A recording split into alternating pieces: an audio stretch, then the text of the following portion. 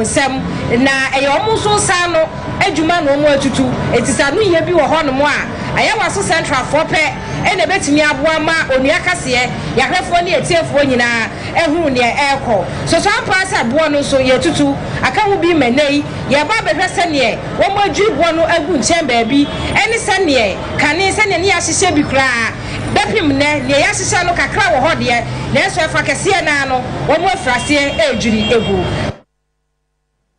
Ebusia eha ena breno ebejaye na ye kase ahodo anano pe de besomo ewo onua Maakye onua kase so no ye de mo ebesi kase e kwakwaje aboafo nkrato aba Facebook no montwan ye mon like na mon share fa mo comment nwase mon sanfa mo boafo wasika wo so na fo ye star 439# na ye fa 5 Ghana cedis enko option number 3 meji 2000 nipa 18 ye ma musika ne enti ye basesia Onua Maakye kasebo nyumeko amaso yasen divine mixture bingo bet gentleman dental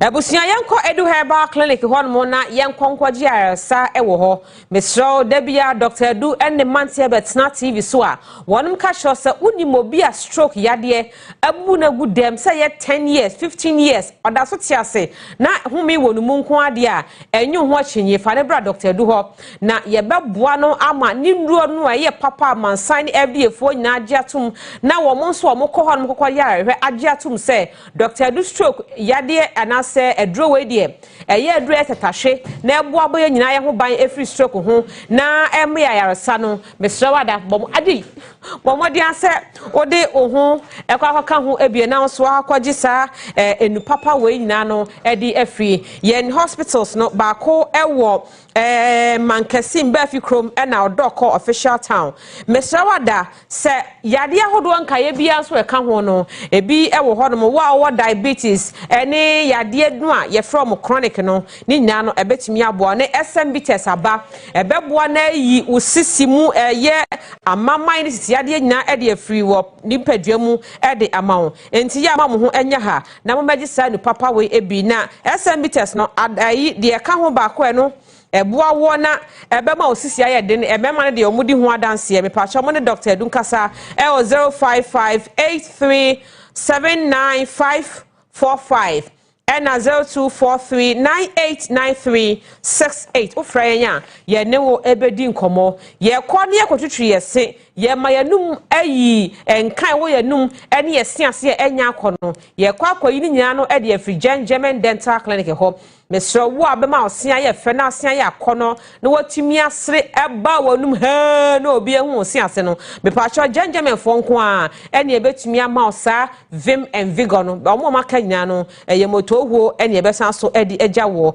mesro opese otusin opese the gold bosso opese ye whitening opese wo ye brano every 6 months okohu dentist a ye German ho ene wonum edam befu a ye kira kwan edoso ye wo yen aya sabia ne bi ewo ye bunu mantem emutachiman mazi ekọ dwakese mu no yen office baako ewo ho obepiem ewo asante mantem nso a Abrepo junction baby a total filling station e wono a wudu obuso obi odo ebekọ ho enkran krodwem hanom nso no ngwane atomic down ye wo Kofodua for beko Kofodua central market no in between police station no ene market bon se ye ben ho no mo a edwane ni a utene ehwe wo other side a na se German e wo ho sanso na takrade fo nso ye frɛ biaye bi pipe no traffic light baby ankane na GN bank ne won ehonom ne ye wo ne German e kasa no pay e wo 0559139582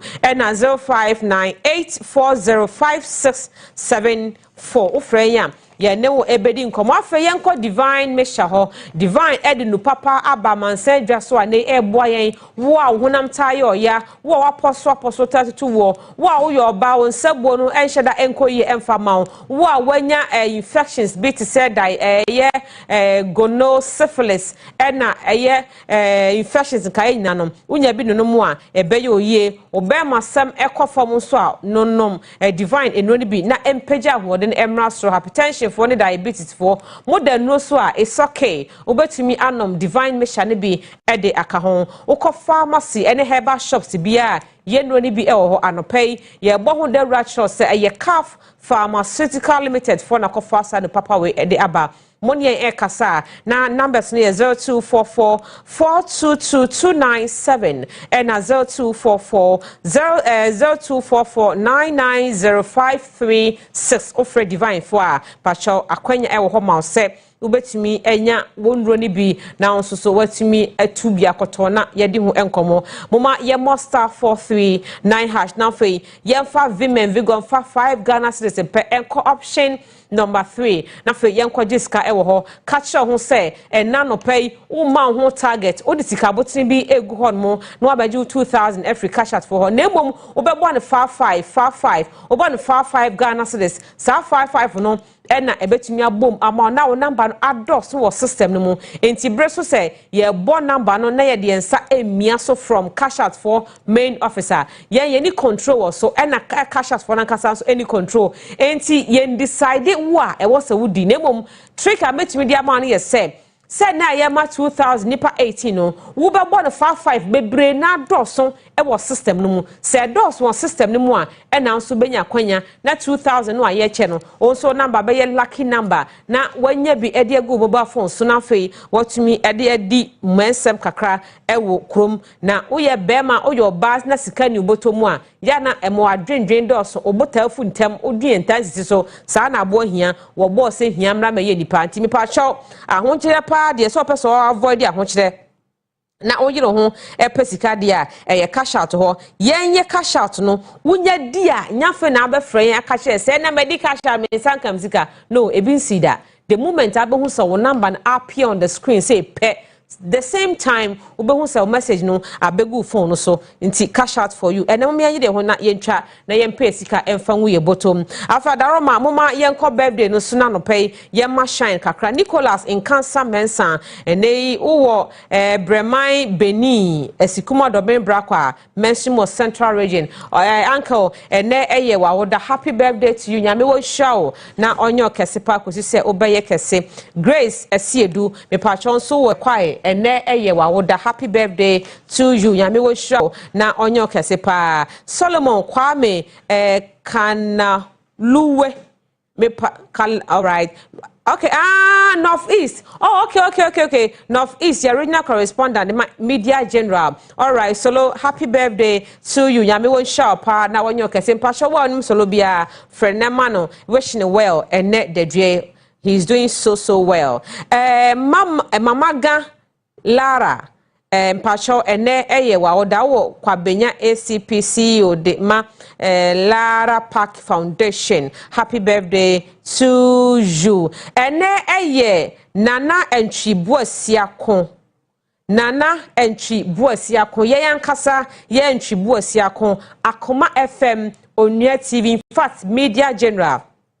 ene eye wawoda happy birthday to you senior man nyame won shop he's so humble and hard working nyame won shop efi wankasa wo yire Mrs Yesu maame meka Yesu maame a brofo eye Mary enti Mrs Mary entwibu osiakon woni won kwala ni nyina mo so mo we show well ene da duanti entry happy birthday to you Mrs Linda Amano wonso ene eye wawoda happy birthday to you ena sister no Ernestina Fafa wonso ene eye wawoda happy birthday to you Nana Adakwa wonso ene eye wawoda yesi from international MC nkwatia right and now I would a happy birthday to you nyame wo shop and Paulina also enra na eye wawoda nti happy belated birthday to you mame Vida Akosia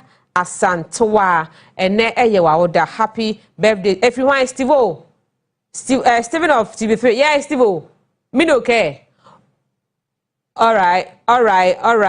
Steven editor and ode aba. Okay, nti happy birthday to you. Happy birthday kwa adia Madekin Loretta Asare. Nyame wo shop na onyo kese ekosi se sister we have every year bi odni birthday na. Nyame show na onyo kese pa. Ibrahim Salisu Ibrahim Salisu. Yanka Sedipa. Oh, okay. Oh, okay. Salisu, happy birthday to you. I don't know. Oh, okay. Happy birthday to you. Honey, I'm shop. No, your case. You picture no CFA. And then, Beji Tengana, Mr. Chuo. Nam de Kotoko Kwama. Why? In pay breakfast is amen. Happy birthday to Prince Opon Dodona from OP Nyamiwo shop. I presiding member of Ahafwano South West District. Nyamiwo shop na onyo kese. Dikin Beatrice Asare. Also happy birthday to you. Nyamiwo shop na onyo kese kususe obaye kese pa. Madam Mavis Date. Also ene eye wawoda. Happy birthday to you. Happy birthday ko ama Esther Odate Amankwa. Also ene eye wawoda. Happy birthday to Obia ne Odina wodebia. Happy birthday Kodiama Pizarro. Also eye wawoda. Happy birthday to you. Happy birthday to Erica ku Japan. O ICGC Race Cross. Nyamiwo show na onyo bia kese. Happy birthday to Joseph Deborah Jemfi. Anka announce yeso oh yeah, EC boss ewa saman kese. Happy birthday to you. CEO Dema Ken Fowles Enterprise, Mr. Kennedy Osafo Jenny Mipasho ene ewa woda happy birthday and happy 60th birthday to Chief Inspector Florence Nete Ghana Police Service Mipasho ene ewa woda officer all correct sir. Happy birthday to you. Every ADO1 Kenneth mame. Yes, and no frame. Oh, okay. Yes, here Katem to America. Abrochime meboa. And happy birthday to you. Yena ya mame eno Chief Inspector Florence Nete Ghana Police Service. Ene eye wawda efri woba ADO1 Alex Kenete Okasa Edema Ghana Fire Service. Nyami sha momi, nyami nyokese, nyami ma adie bia o secret prayer bia ene emrem emfama obasi yema ink nkom tie ma ink akom ama that ayemo kasha ba ko ansa na yakomiko joho me pacho mama yemfa yenche 2000 sesia na yewia yakọ me husband ho ewe executive theater me pacho gbelemo ne yenko mumbiem na yenko yenche 2000 all right sika na eba no sika ena eba no sika ena eba no sika na eba okay it's 020123 ... wow number egusi what the 2000 anope ya enti ya damu nyina mase all right enti mama yenko executive theater ne yenko me hani ho good morning. Yes, good morning, darling. I love you, dear. I love you too. Bibi, I don't pay why fine pa. Also, why fair? Me who you know they see my face? Now, okay, now I've seen you. You can see my face, yeah? Of course. How is your night? That's papa. Catch up, Mr. Achu say. Me say, why heavy? The voice is why there. Mr. Achu, according to Mikojo, Osmin Kancho say, why heavy? Voice must why there. Yes, sir. That's right. All right. Maybe says yeah, why? Bra, me trail. Okay, my love. Me trail. But me now say, Obefia, Mr. Achu, thanks so much. Ebusene, yebesa de wetu Mirika kakra. Na said abeya meet me. Yes, started a rent and some no. Me pesa biwie enne. Enne mana ya trono doso.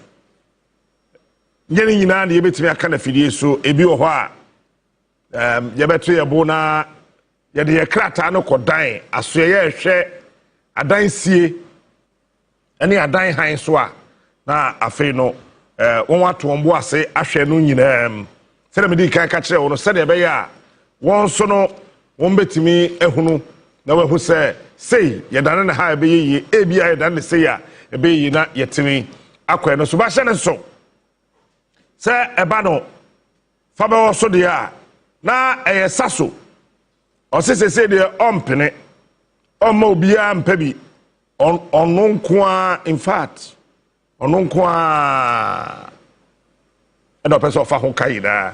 Yemfa saso ne yembra sesi a. Onua Maakye fabewo so. Nyumeko aso yasin. Saso insecticide spray and coil. Eti yaba. Enema baako mienu miensa ena mepese ntem so no yehwe na afei yekọ asem foforo eso. Da efimra ye share eye sa asem yase eye last week. Yebedu ya na yebusa GH boy kofa baaye. Esese ehunu se sabi obi han dan a enche so mobra. Etoda ya na efewura fo no bi ma na yet say wo han dan a ase jama sabio wonje nipa na makacho say obi be the statistics be ba tumu adim ema wan say oh wo han dan Ghana your housing deficit 1 million, Ghana your housing deficit 2 million, Ghana your housing deficit say. Let me sit here and tell you, Ghana your housing deficit 6 million. Enipa woni baabi da. Kura wo memu ha no. Nyame ayi adoma ebebro saa 6 million na ye ka no. Because 6 million na ye ka no. Won wa da slums mu. Eka ho container, eka ho kiosk. Eka ho won wa da lorry stations, eka ho won wa edida baby bebre a ensese sabi eburu sabi enyado nipa edi ne tibeto eka ho de odam papadan mu no oka ho because modern day housing no atakwa me dan enka ho empapadan enka ho won a woda asore dem asore dan na nya wodan eti ada ubenya sof ma me bia ne bubefu oni ni kunu be ko odam ho no sofo ne ba sister obepam bra obeyi wedi eti esese ye hu say we would have a massive public led housing construction and then no me baba ya no ani so ema wo hunu ye we need to have the smart communities and me din smart no I just use that one but don't person me din no problem. We need to have over 2,000 or at least 2,000 smart communities. And I'm so glad the president, Eka, say, Accra, I congested. We need to look at having a different national capital from Greater Accra. I agree to that perfectly. We'll talk about it later on the show. But we need to have these communities, Ufriha Eko Cape Costa, and Sasina Wakwano was but unfortunately, Sasano Yedering. I say to me, Sasa on my head, be a queer. You're better fool, Bordia, Banchi, Mankani, whatever. But as I say, in your baby, so I didn't see school, the baby, I didn't see Diane, any pabada. Such smart communities, you know, we need to start looking at it and how we can build. Then we need a comprehensive rent reform and assistance. See, you do baby our home. Am I for politics? And ye BBA. Say, and this is away. Sir Abraham, a MPP Nikura, let's say, oh, yam yam one so ye Ganani, and my yam one say. Or you affiliated to any political party. Say ye boa nipa wo memu ha ma ye mo an say nipa no or ka party we ho or party we enti ye boa no dabi ye boa nipa ne say or ye Ghana ni. I keep saying this. We are building a nation and we are not building a political party. Mimi ye mampani am ni mu party awo. I don't want to know which political party you belong to. No, I don't care. Kwame Nkrumah OC eye moving pick hotel na onim ni pa obekwa kwada ho Kwame Nkrumah yey o si Accra City Hotel no onim nipa obekwa akoda ho o si a pub secondary school na onim se dache Captain Smart beko ho o si Infantsman Girls na onim se Bawumia ne yere Samira e ho no beko school enti se ye boa nipa e ma ye mfa political party nipa ne wo emfa moa no yem boa nipa ne se oye Ghana ni. So we need to have a comprehensive rent reform and assistance under this.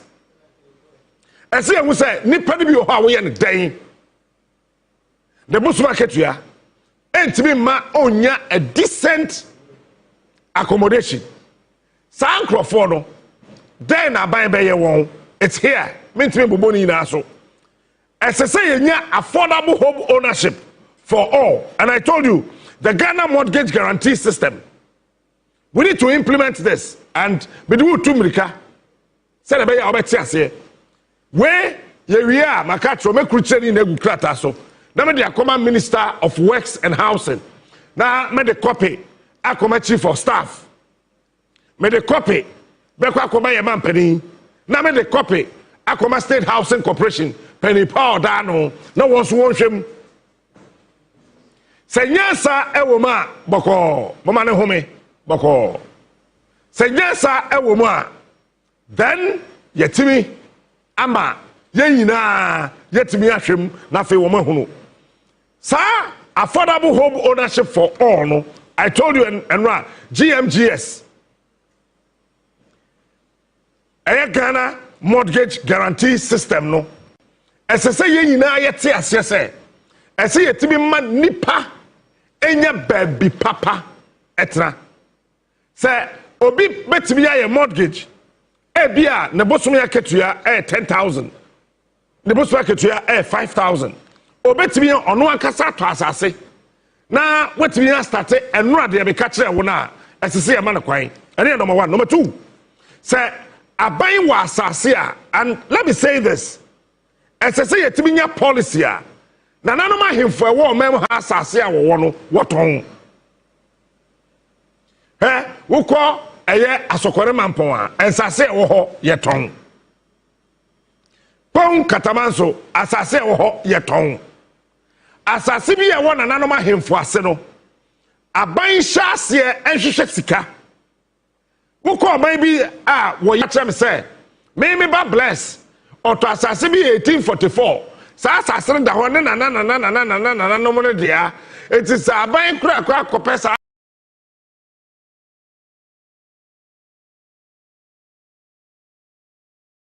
asase na esese aban tue sika sa ba sa abusua no na afi asa aban sa kasa asase no na wode asase no ma aban a ese busumi bia na afi bia no aban tue bibia e friend royalties. Let me tell you, in modern day governance, royalties are just a fixed bibi and what asase so said dying sa asase etwam minerals and the royalties wo even royalties. Let me sit here and tell you, Africa pay the 12 royalties.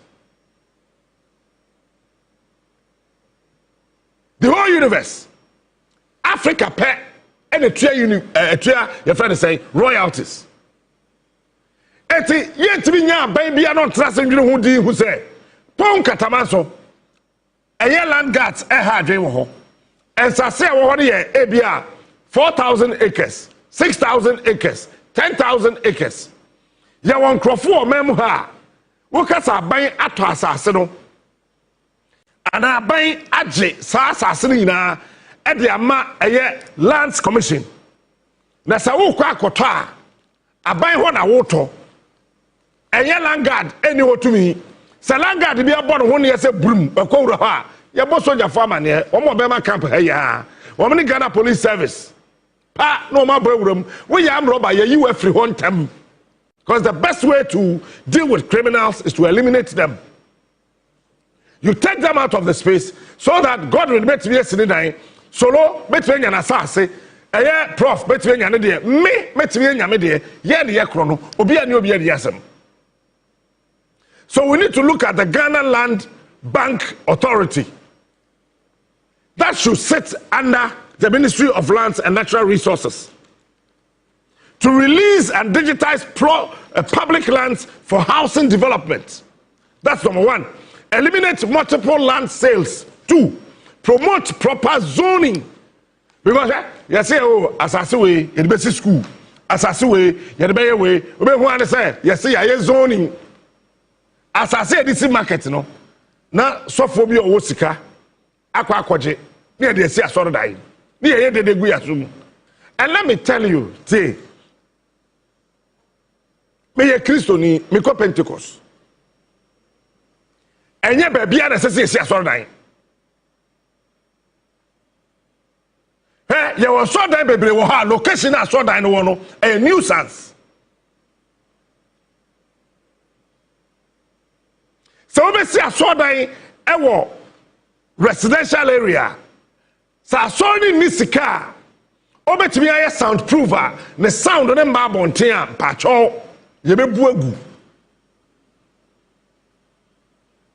Because esa Ghana timi tenase. Na ohwese bebia wi ase kono yenso ye kobi he se nyamesom e de konkron ye e ba wo ye kristoni e se odi akire wo ye muslimi e se odi akire se ewi ase bebia e kono e ho na bo nipa so a esese oman e di akire ye ntimi nunu ye ho na ye nsere eno echi no we need to have what I call rent to own schemes. Yesterday I told you subsidized interest rates and then diaspora financed housing partnership. Makacho pense to boase and crash to farm hano. Look for the American Revolution, the German Revolution, the French Revolution, the Chinese Revolution, and read. You would appreciate and understand, say. Say you do baby aye on maya. Me say ya mete hey. Me fi go mo touch mine. And I mete and cry ha. Say go mo touch mine everywhere and crop for we local diaspora me me ka ho. And I'm tell you. It is a bibi koso na wo hia. Esese me ka ho na ye. And also, as I say, a boy, they now crank. You 2 years, I name a boy. Now, phase 1, as I told you yesterday, as I say, yen Timmy Kurano. If it's 2025, we equal 2030, 2 million housing units, new ones. And if you as I Ghana to be year number 2, full rent act reforms. Me Ghana ye rent whatever act na mesre morning shows. Me say me ho say we see nipa na o kotua rent no onyere ne ho na ompe your friend say 6 months ompe 6 months na o kotua Afei na branch here we did 22 years. 23, 24, 25. Highest 30. Captain Smart. When you Juma, oh yeah. Of morning what your applications sa? Afei na nyamya na doma. Onua TV afano. Office Sinchem. Ena aba. Sinchem na waba bedru no. Ye tua de ka wo afere we de bosume ana bosume miedu Captain Smart. wo say onkon kope bosume nsia red famra yansa be ani such a person obey no be survive I met a certain guy or yeah adwuma bank ni money din sa branch in the bank no yeah adwuma no baby ofi obenya adwuma no won kran no on to be sign kono krom into a bank and interest or baby da and so no baby te Captain Smart na oni baby da eti o de kobo ha no de akobo ha o de kobo ha no de akobo ha o de kobo ha no de akobo ha ade a chia no akwaduma no address fine no akwaduma hey Captain 6 months, no, it's too much. We'll talk about it. Morning shows. Then we need a proper land bank operationalization. Number 2, from between 2025 to 2030. Yet to be a complete. A year 2 million. He is housing smart. units. He is unique. Yeah, but between 2030 and 2025, we need additional 2 million housing units. Captain Smart. That one we need to add urban regeneration programs. Expansion of rent to own and green building mandate. Number 3, between 2035 and 2040, the final 2 million homes, full deficit closure, housing export models to West Africa. That is when we can say that Ghana,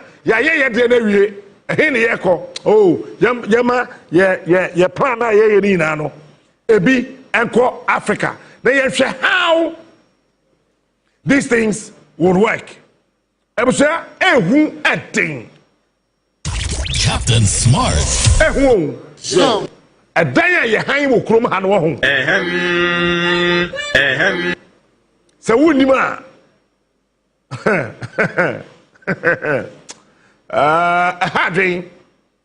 Let me deal with the second pillar. Rent assistance and market regulation. That is pillar 2. This pillar addresses the exploitative and unregulated nature of Ghana's rental market by creating legal protections for tenants. That's number 1. 2, support mechanisms for vulnerable renters. And 3, performance incentives for responsible landlords. Captain Nisiko Dibesidai. Captain Yedeya Obehaidai. Pacho, a dynamic highness Sesiano. Legal protection bay. And a yes so formidable. I bought me Hobai. I'm rabbi a woman. A Bobby Hobai sat behind dying. A year so now call rent controller. And yesterday I told you, if you hire an amateur and a rent control manager, district manager, Obama Jose if you to do. So if district manager, not share rent control, so I mean, some many feel some no matter what, only feel to know. I hire no buy and find my phone, and I'm a friend if you're and I'm a partner, child. Sami Serano, all my rent control manager no huntono. Na me point ye between na trase about 10 ye na trase e keka nsama e be kan na ye fie wura no se captain wunti mama no na wotwe me nsa me minti it is a captain ni ho a wanti and ye be my rent control manager 3 months ade be ye dey no na let me tell you you see experience is the best teacher. It is hard na ye dey no Ada obekọ rent control office ho na the same thing na wona mu no obeka to say Captain Smart ho. Here too. So we need to create a proper legal protection for tenants. Number 2. We need what I call a support mechanism for vulnerable renters. Now watch this. Akoda bi wo ho awa ben. Otekra bi ase. What your BC with chat, what your SSC with chat, or try no lego on a funnel. Obenya school, Akono, Aji call scholarship secretariat. Captain. Be about a scholarship. Scholarship, a man, no, a tuition. He is smart. Scholarship secretariat. He is unique. Scholarship, a man, and I say, and then I say, scholarship secretariat, penny poor bet or bar or down, no, better Hanka say. They will concentrate on local universities, no. Ghana, universities, no. So course they be in Ghana had they are. They are more quadruple. He is smart. Until recently, now you try to shimpe and it's aqua no better hang. Captain Smart. So your bar morning shows. No, I call it JB in chain. Be one so what that got in ho. When you be about host on a proper him no. Proper him no say no. Now I said that the insane question Godwin. Now Godwin has started a calculation, Charlie. Madam. And she said, I'm person on me. No. Date man about me. So about her 14 February. Then maybe your baby annual. That's on paying insane and all your calculation. It's 14 February now by you know.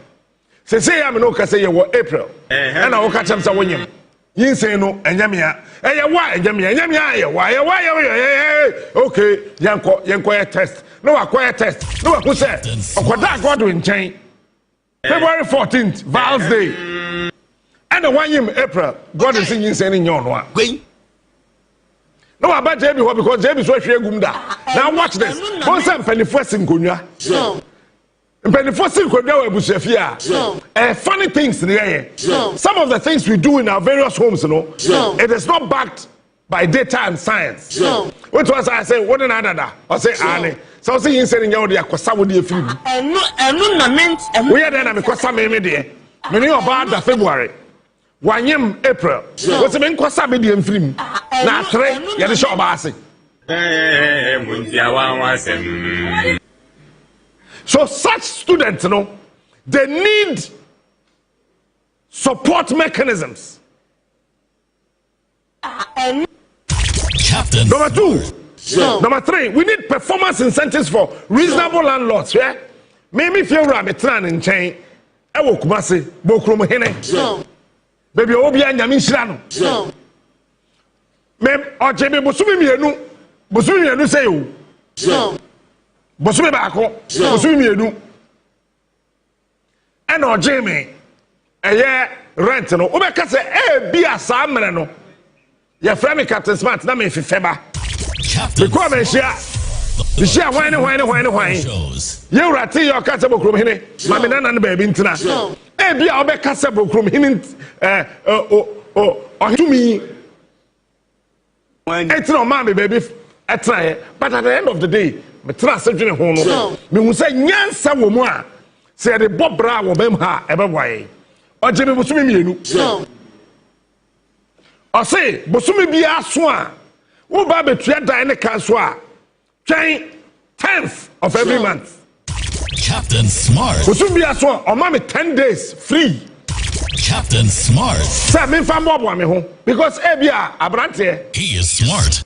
affair ma ware foforo we be ko we be ba we be ko we be ba e bia ho kire bi wom say nyame ye madom na biribi bi to me nsam kama ketua ho a ansam de sa sika no akọ sa won a wo ye landlords a wo te sa no Captain magika ka tro say wo kotua dan ka sa wo ko han a ese sa banji tax efiri if you say landlord no when that revenue He is smart. He is unique. sa sika no ese say nya incentives bi wo mu a ye de be ma landlord na sa landlord no obeka say me ye JB papa obe ha me dan etini ye sa incentive we ma me ese say me ye foforo ema eye Godwin na we say nya eti na ekọ so we need to have a proper performance incentives for responsible landlords. Afa ma membra rent assistance no so proper. Captain Smart. We need a serious national rent assistance scheme. He is smart. Say, Uko America. Abanje wo ba efi wo nsaba. Sa akwada no yeman baby tena.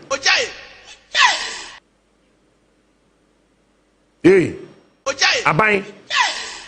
Wo ba wa wo no. Untimi hwa akwada no yi. Sa akwada no aban ba gina fi wo nsam. Aban no na pe baby ma na tena.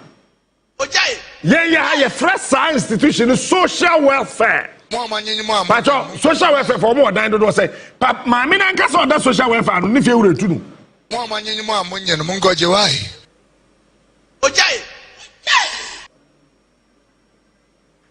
Now, as I say, what I call government-backed rent guarantee fund targeting for low and middle income renters. Any part at this annual obi di baby ofi obi pie nkran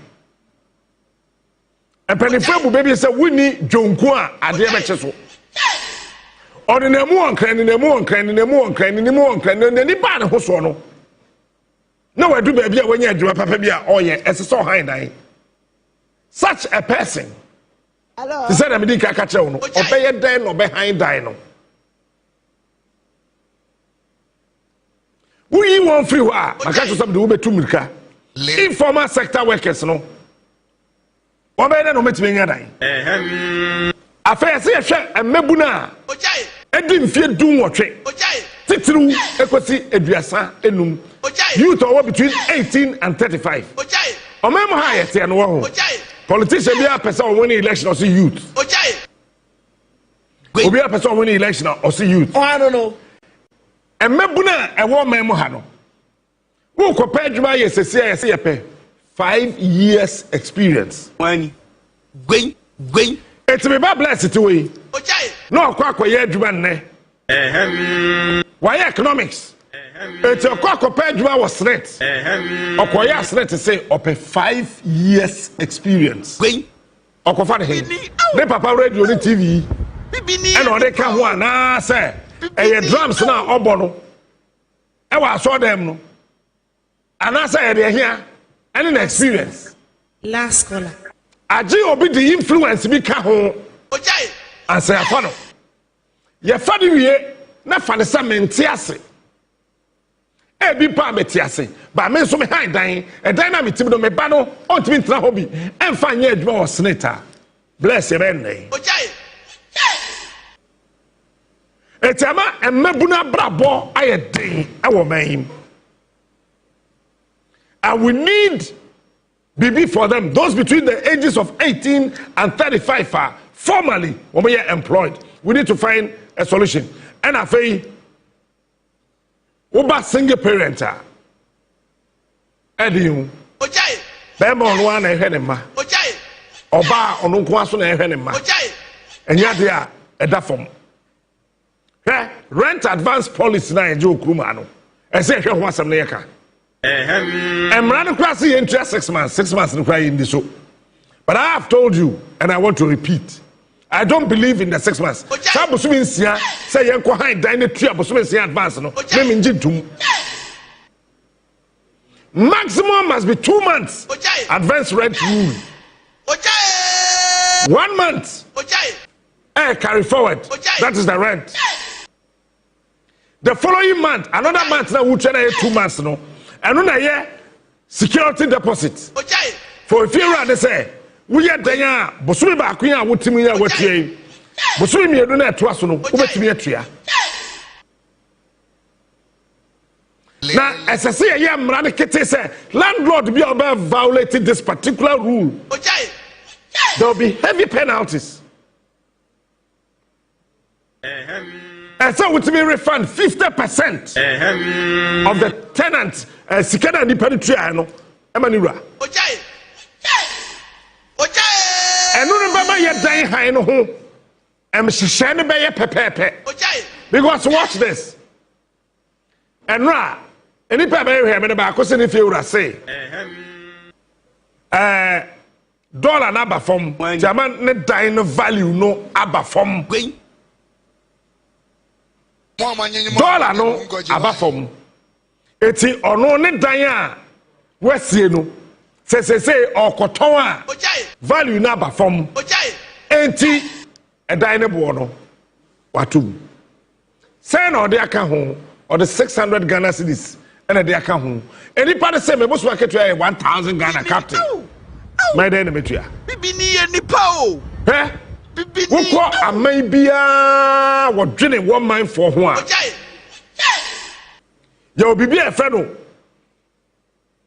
rent security medical ka ho asema kire but ade ba ko say chief justice bi obeba no another acting chief justice so boyen ni enya rent courts any mobile rent tribunals.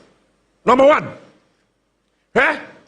say fiura bi etetel obi ohan dan so tete fiewura sa case no etimi di court line echi tintin na emu awie da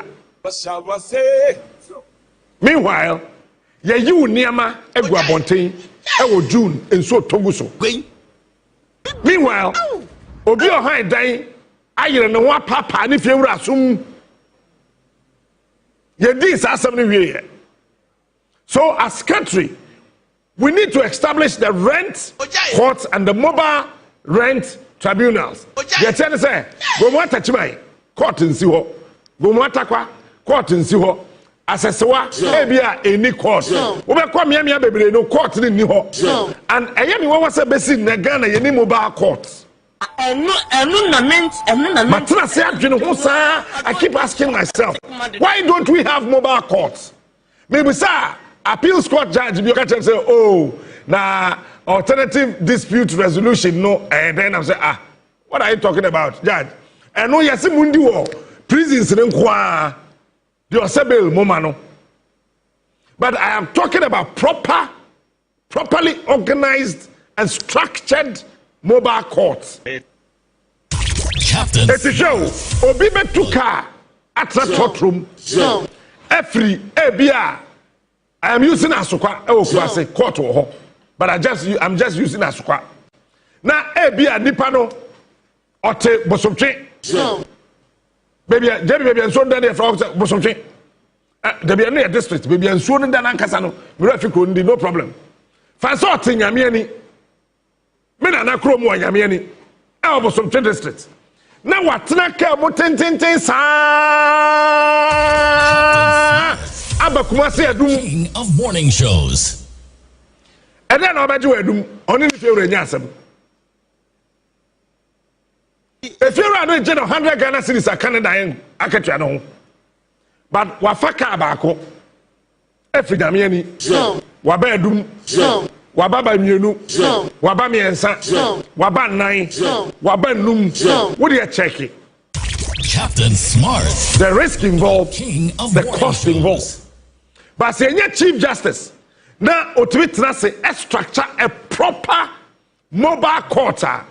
What in Yamiani assemblyman wo one list cases are a wohoni na assemblyman no a forward. Some cases ni na no.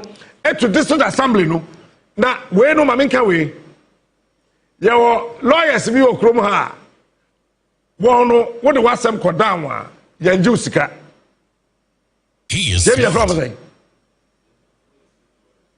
omo dimbi e de from He is smart. He is yo unique. dimbi He wo is kwa the best. so saja enye pro bono ne judge lawyer yanju sika aban lawyers no your lawyers bi wo ho legal aid ukwa legal aid legal aid for no one joshi now sa legal aid for no esese yetimi twa won kaye na ye convert one into a properly structured mobile court eti yenim say ebia nyame ani mobile court for no bosumi bia no wo baba ko na mami ametifie no me ho anchebe eti obi timi fik afaka Captain Smart. all the way from Asamanka say okwahe obakoto won cry why why so that we can be able to establish fast track housing courts in each region. Number two, pilot the mobile rent tribunals I just talked about to solve underserved and rural districts. Tenant and landlord registration portal. Any question I'm sorry, JB accident in Penaya, I never could JB ho, no be there must be a national portal. And look at me up why me track criminals. If it was my own son. As I say, uko high dying, near more tenancy agreement. Quickly, no one register tenancy agreement on that portal.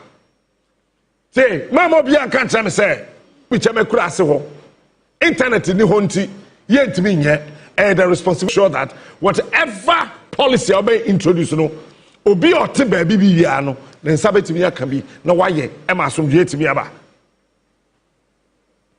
As I say, to me logging in what I call the rent payment history. What do you mean call maybe a song catch and say, material rent? A system is actually tracking. He is smart. Rent payment history. So the buyer buying to be a trust no one no. Abranti. E be a war. A dime be a yes, I say yes. I was a she. Or so at the body. Say a man be was science. ebetimi aboa no chance bosumi bia wo dan kase tua wo hwe the salary ni so a o kase okoto asase sidan a ebedi 30-40 years ebia no nduru ho. He is smart. That must be in place. And I told you about the landlord incentives. Number one, 20% tax rebate for landlords who, number one, provide rental contracts with tenant protection. 2, lease for over 3 years. As a society who say, Busumi biano betua odanka, busumi bia betua odanka, busumi bia betua odanka, busumi bia betua odanka. But me won fear me and contract with you. Ebia me flout busumi me and say na wutube to me. Said the beya a brantia na wako hind dino. Ababa wana wako hind dino. And a nipa na wako hind dino. Obey na song you said, many me fear away won't fear me and contract. But ya jet to me say 29th of every month. As some did the cat in Sikabano. He is unique. He is such landlords. As I say, I do what I told you yesterday. The Ghana housing card, no so. Pillar 3, pillar 4, pillar 5, pillar 6, and at the end of the day. Master, I'm ready to. Yadinda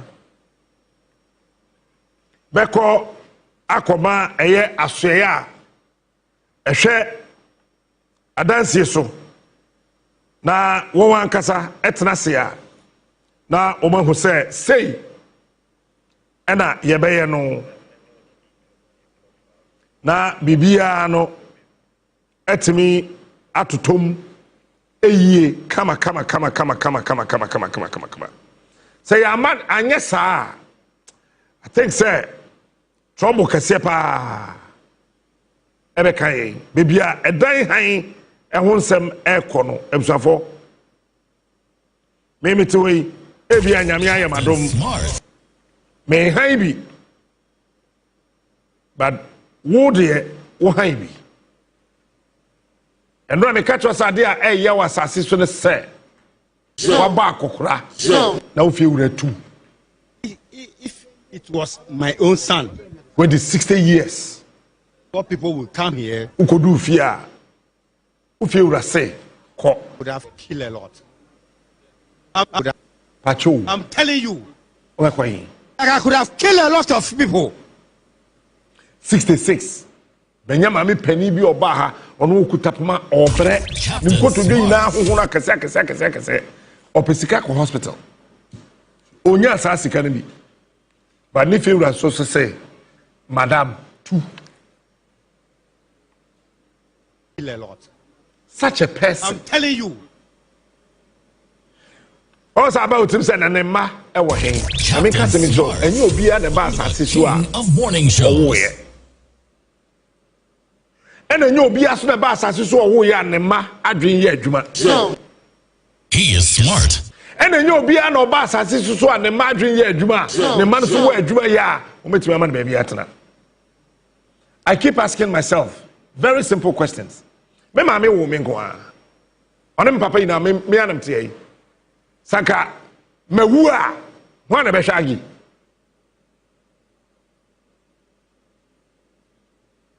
Why na be hwe no? Eti say ye yo oman a wo yenyi politics ne film. Na yenya policies, na yen put in place structures a ebo nipa e wo oman nim. Enye won a wo John NDC, won a wo John MPP. No. Captain Smart.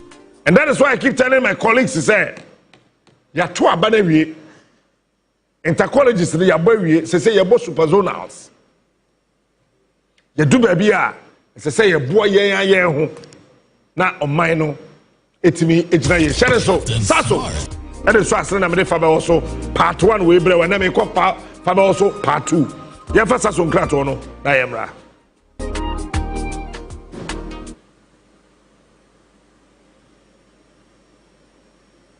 so ya sing Saso insecticide spray and coil. Ano pay me wo me papa penny e wo me nchen. The day your penny Mike Kofi Aflu. Captain Smart. Or a former president Emma Chartered Institute of Taxation. Ghana and West African Union of Tax Institute. Pacho, onye abefwa ase chu empo ofo ni bi o. Ye mre ibia. Wabin pa. Na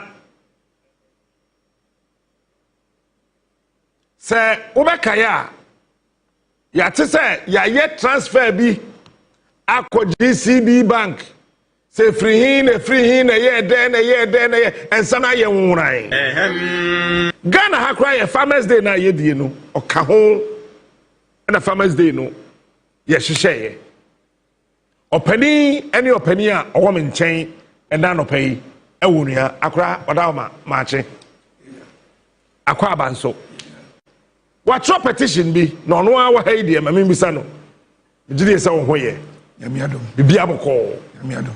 Can one some kakra kire? Okay, you friend me Mike Kofi Aflu. Me prepare Abetile. Peki. Abetile. Voter region. Me who come be man person me ya igbini. But ya o me Kofodia. Ya wo Kofodia. Aye. Ana otena Kofodia. Aye. And we Kofodia ni. Wow. We are doing what he go school. What's a Kofodia? No school Kofodia. In fact, me go school. Akosobo International School. Akosobo International. And I go to us or Bremer Sikuma Secondary School. Bas. Oko Bremer Sikuma. Central Region. Oh, Bremer Sikuma for they say 1999 share mo 6-0. And near Palm Secondary School. Yeah, share mo 6. Bas. Say from a Bas. Yeah, Bas. Share mo 6-0. One tobacco kura. Everyone may go IPS, say UPSC, and I'm a University of Ghana. Okay. Business school, business administration. Now, me enter the professional area. You know, I'm a chartered accountant. Okay. I'm a chartered tax consultant, and a certified forensic investigation professional. Hey, a certified forensic investigation professional. Oh, and you know where you are. A good model. Wow. Why are you doing saying? Over 40 years. Hey. Say, how I say, what did you say? 71. Hey. And I'm more than 71 years. 71. What your petition be? But your petition bear. But your America, some petition was same. Permit me to give the credit to Maakye. Okay. I'm saying, Onua, we can expose to scandal. Okay. In 2022.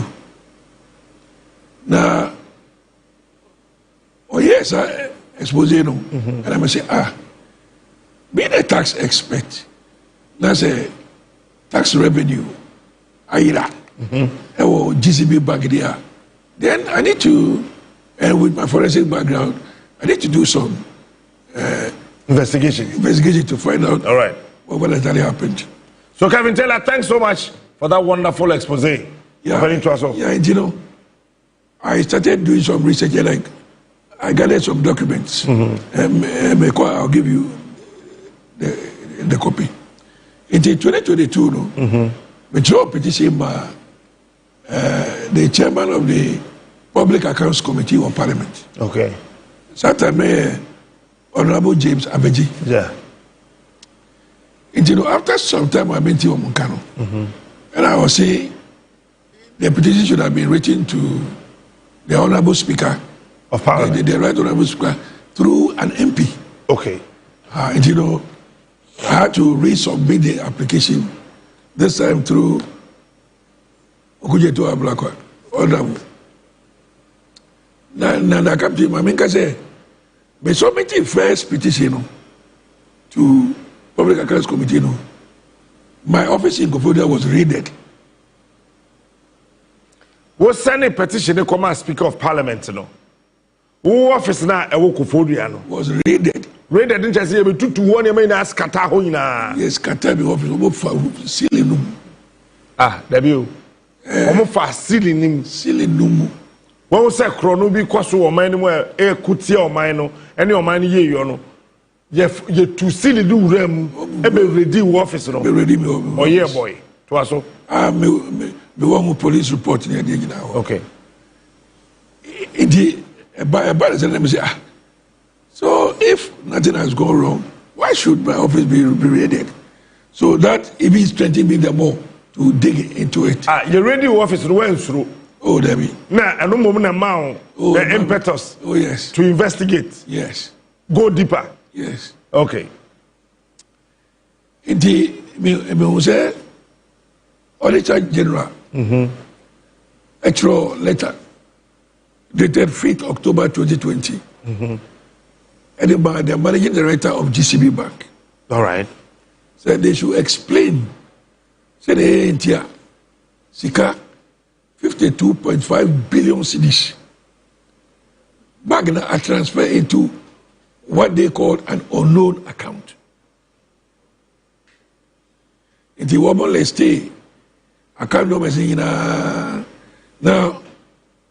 those accounts though are what we call transit accounts.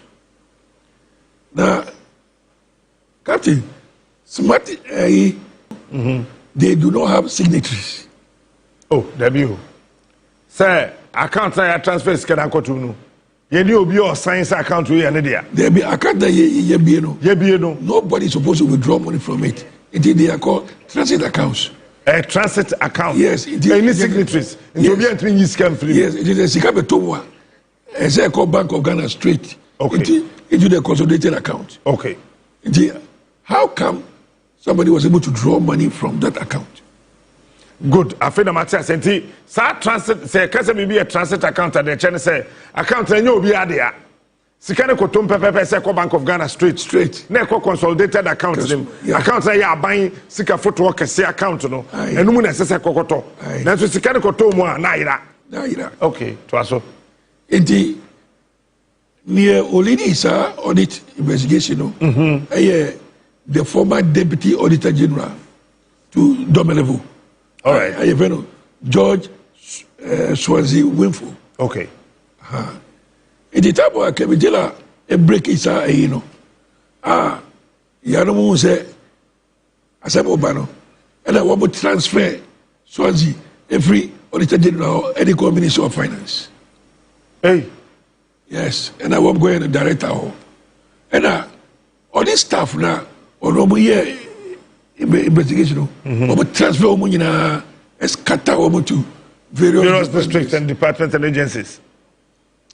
The woman say manpower actually to audit service.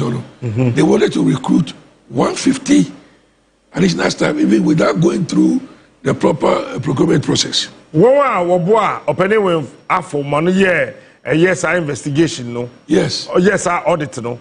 Nhwehwem no. Yes. Womu na so transfer womu na. Transfer womu na. And afi enipa be ye adwuma audit service na bi ni ho. Yes. Now, we say that the company for okay. And in Jobu, you say, woman for the power 150.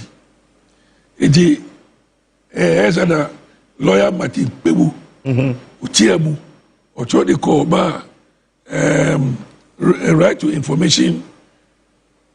The right to information commission. So, that is what has happened. You know, the right to information should look at it. And they ruled in favor of Pebu. Okay. Against the audit service. All right. I'm saying, and no copy. But that's it. The right to information. So, the lawyer Martin Pebu, extra coin, no. They mean, judgment now, right to information. Say, the Martin Pebu filing, you know, yes. Judgment. Yes. Yes. That's it. And a petition as well. I mean, go my right honorable speaker, and the policy of the constitution support with any. But that's it. And then pan a woman can some ye could to was it. Yes. Seven petition in Mawa. I wash so they are no problem. I mean, too. Also, the former finance minister, Ekenoforata, actually come out GCB Bank. So, woman me transit accounts in all their branches are Ghana Revenue Authority for Sikano. One bejije gusa accounts no. Into a chocolate ama GCB bank na ya bind there no. Yes. Ninkrobata bi ya wo Ghana ha bia. Yes. Say wo an wogege to no. Yes. Eto na wogege no sa sika no. Yes. Won fa gusa account no. Yes. Ghana hina. GRA. Okay. And you know, so over the Gumwa, then the bank will transfer it to Bank of Ghana. Okay. Into the consolidated account. Internet chance say me to say ya brofo na adi kan no transit account no omo bia bi wo ba bia. Yes, commercial bank bia. Okay. Instead of going to pay your tax, physical cash at the GRA, you go and pay it into the GRA account in the bank. That was the slip to Ako GRA.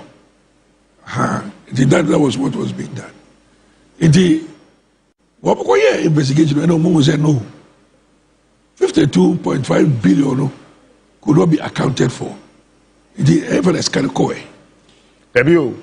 Almost can offer ma omo bie bank account no GCB bank and Krobata bia no. Tetene friend Ghana commercial bank no. Sa sika ni na ese so omo transfer call Bank of Ghana no. Emu 52 billion Ghana cedis there. Yes, according to the Auditor General's report. According to Auditor General's report, no, 52 billion no anko. Echo into an unknown account. Echo unknown account. Account be obia enim. Yes. 52 billion. 52 billion. Hey. Now at the time, that's 52.5 billion was equivalent to 9.1 billion US dollars. But you can be able to say, scanner boy and ask me, me. And 52 billion, no. 52.5 billion. No. Out of that time, no. Yes, as at October 2020, look at the rate, Now it was 9.1 billion US dollars. 9.1 billion dollars. US dollars. Okay. Now, what is even more interesting is at the time I was scanning here, it was a few months to the 2020 general elections. Okay. When you put one or two together, how can such an amount of money be siphoned out of the state bank? And for what? In an election year. A few months to the elections. So one could just imagine say, that was what the money was going to be used for. But until you gather the evidence, you cannot conclude. Say. That's right. That was what. So the answer at the time of the report, the bank could not provide those details to the audit service. So I had to petition say there should be an investigation to find out into which account that money went to and who authorized the withdrawal of that money to that account. Now, what was that? The same kind of writer who wrote to GCB for them to open these accounts, or also that Ochokoma, the Auditor General, that they should go and reconcile their accounts.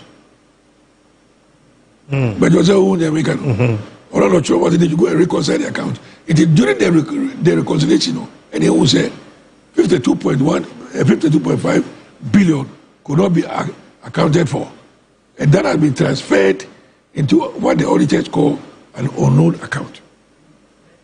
So one, who authorized the transfer of that money from GCB Bank? It's the audit service for letter here with the mommy 5th October 2020. Yes, that's the letter. And then you heard of it 2022. Yes. Okay, so 2 years after, and we will take Kevin. Yeah, and I will tell you. Yeah, and a mature petition. Okay, international so audit service for I reporting that in 2020. Okay, and the transfer of tax revenues by GCB to unknown sources. Yes. 52.5 billion US dollars. No, Ghana cedis. Ghana cedis. Yehu baby I do. Yes. Tibesi ne yehu baby eskado. Yes, it is. Audit reporting so clear. The accounts, the GCB accounts now, we use carry free money. You are listening now. It's a day now, person speaker here. In fact, medical man speaker, That being issue on point. What I did, they say, I had to forward a copy of this petition to the special prosecutor. Okay. And I made a copy come Iyoko. Okay. And I made a copy come Attorney General. All right.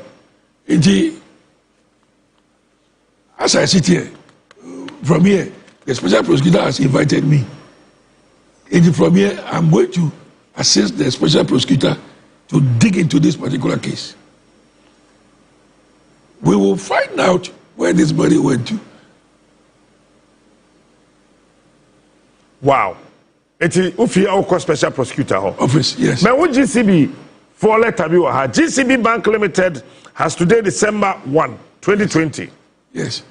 Noted with grave concern the publication of a doctored letter dated 5th October 2020, purportedly emanating from the Ghana Audit Service in respect of funds transferred. The said letter currently circulating, mostly on social media, with the caption, Audit Service report of 52.5 billion Ghana cedis transferred from GCB Bank to unknown sources, alleges that a total amount of 52.5 billion Ghana cedis was transferred from GCB Bank's account to unidentified sources. This is false and mischievously designed to discredit the bank. We hereby deny the allegation that GCB has effected unauthorized transfers. We further assure all our stakeholders that GCB, as a bank of international repute, conducts its activities in line with sound banking principles. The bank will not engage in any activity that will erode the trust and confidence and the public has reposed in us over the years. GCB Corporate Affairs Department. Then Captain, I'll come home. Captain, let me punch holes into that GCB letter. Okay. You want to punch holes? Yes. Punch. Well, the letter is saying that the letter that was the audit service letter was doctored. Here is a letter signed by the Deputy Auditor General. So it cannot be doctored? It cannot be doctored. This is not doctored. That's number one point. Yes, that's number one point. Now, number two. Okay. If a bank is going to transfer money, if it's a local bank, say, transfer, to Obio, Abrochile, and Aze, South Africa, you need to provide the full bank details of the beneficiary of that transfer. The SWIFT code, the code, so the bank should know the beneficiary of the transfer. Of the transfer. So how can that be classified as an unknown account? So the bank must be able to tell us into which account those transfers went to. And like I said, this letter was signed by the Deputy Auditor General. Unless he's lying. If he's lying, then I'm lying. But there was a report which was also sent to Parliament. Because audit service reports are always sent to Parliament. They send it to Speaker of Parliament. Yes, but this was a special audit. This was not the annual report that the Auditor General said. It's Speaker. No, this was not part of the annual report. To a special audit, because it was a special reconciliation that was, authorized by the Finance Minister. It is to say, no, you have 52.5 billion Ghana cedis. Yes. So you are transferred to unknown account. So what is that unknown account? And who authorized the transfer? And who owns that account? And who owns that account? Ghanaians must know. They will assist the special prosecutor, to unearth that mystery. Unya krata bien free speaker ho. There be speaker. If you are come out. If it's a mature, let them be speaker. Maybe I would krata ni na be kwani ye he ne speaker ho. Yes, it was addressed to the speaker. Okay. Through Okujeto. Okay. So, Menti Obonkano. Then I become a special prosecutor. Okay. And I become a Remoacha. Iyoko. And I become Auditor General. It is swiftly, and Kusi Jabi was sending me a message. Say I should come over and then assist them with the investigation. In your petition, no, there seems to be a particular source that the money was transferred to. Yes. So it is not unknown. It's a yes. And that is where the bank has to give us details of that account. Because you cannot transfer money into an account without details. Oh. So we must know. So account no why there? Why there? Why the be? Yes. Sikano so ekoto mu no mrebe ye transfer ko gum e ko ba ko. No, why not authorize it? Why not authorize the payment no? Yes. Say and transfer sa sikano. That's right. Ko gu sa account them. That's right. Tititia. Short.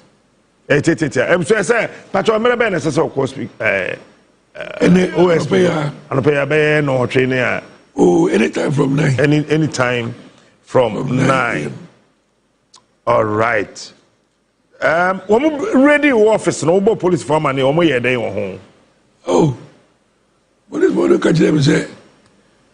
Where the Zomusha is order from above. You have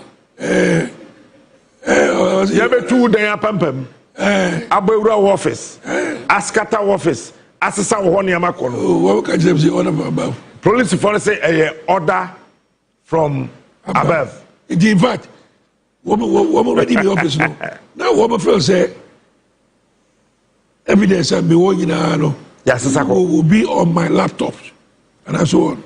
But as a forensic investigation expert, you don't expect me to keep my evidence on laptop. I always keep it in Google Cloud. Which will be to Sanka. Oh, I can pull it from the cloud anytime.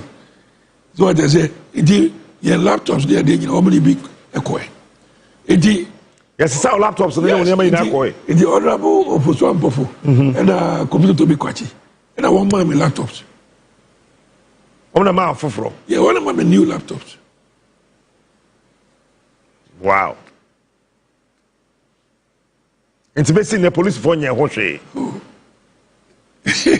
So what can you say is order from above. Now, you new IGP, no, what petition IGP, no? There be say that America they call speaker and America will ready office no.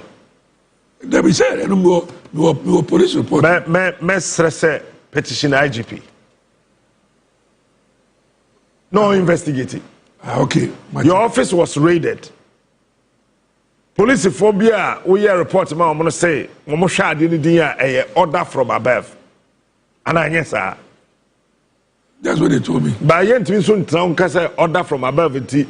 Ya bo wodan apampam tokuru abawura dan nim asesa wo laptops no niam hodo ne yatena ho saa. The wobo catch me because say in their police report they cannot use the word raid. They can only use stealing.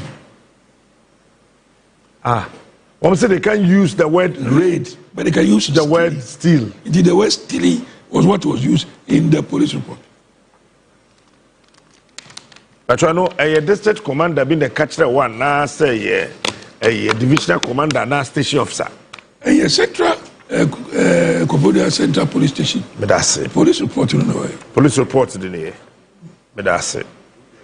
Sir, what's the the sense of the core office of the special prosecutor nti yen tributan ye de besia na afeye jaya kura bedase na watimi akona on a special prosecutor akotena se eno achi no de besi bia no ye bema waswate ye dan ye ho aba ye ba sports for rante no ebeto aso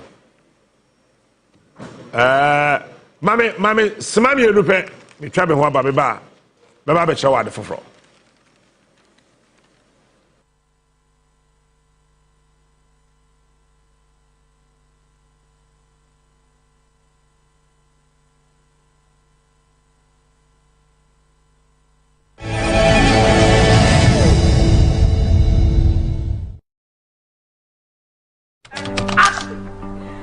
Missing in Copium House. And you know, yes, sir.